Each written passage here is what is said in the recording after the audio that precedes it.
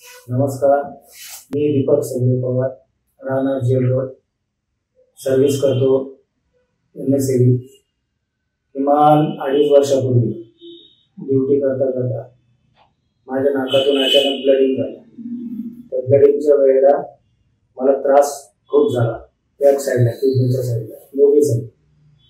करणार काय तर अचानक रात्रीतून एका दवाखान्यात ॲडमिट झालो. त्या दवाखान्यातून टेस्ट केल्या तर माझे दोघी लिव्हर 100% डॅमेज झालेले. तिथून मला ब्लडिंग आणि लिव्हरचा खूप त्रास सुरू झाला. मला उभं पण राहता येत नव्हतं, माझं पाय पण सुरू होतं. मला जवळपास 2 ते 3 महिने उचलण्यासाठी त्यावेळेला लागत होते. त्यानंतर माझ्याच एका मित्राने मला संजीवनी क्लिनिक डॉक्टर योगेश घोंगडे यांच्याविषयी सांगितले. त्याच्यानंतर मी त्यांच्याकडे ट्रीटमेंट चालू केलं. किमान आज 2.5 वर्षानंतर आजची परिस्थिती अशी की मी स्वतः पोलवर चालतो, कुठल्याही गोष्टीचा त्रास होत नाही, ब्लडिंग पण बंद झालेली आणि मागच्या 3 महिन्यापूर्वी मी जे टेस्ट केले त्याच्यात मी 50% बरा झालेले आणि आता परत टेस्ट लिहून दिलेले आहे. त्याच्यात समजेल की अजून किती बरा झालेले.